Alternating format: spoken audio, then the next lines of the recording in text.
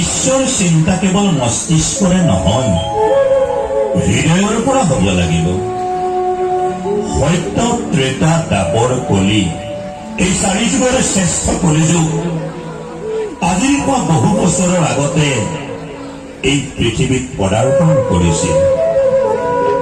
কলিৰ মানৱৰ সৌভাগ্য সেই দিনটো আছিল মাঘী পূৰ্ণিমা।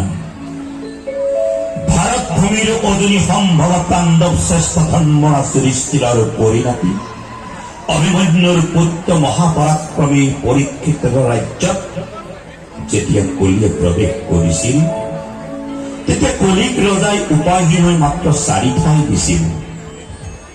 আৰু সেয়েহে মানৱে কলিযুগত 4টা মহৰ পৰা আঁতৰত থকাটো উচিত।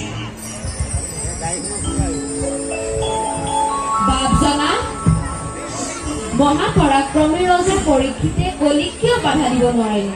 কাল অৰ্থাৎ সময়, যুগ ধৰ্মৰ বল, সময়ৰ আহ্বান নকৈছো, সময় আটাইতকৈ বলৱান। বাপজনা, মহাপৰাক্ৰমী ৰজা পৰীক্ষিতেও বাধা দিব নোৱাৰা এই কলি যুগত অনাচাৰ অত্যাচাৰৰ পৰা পৰিত্ৰাণ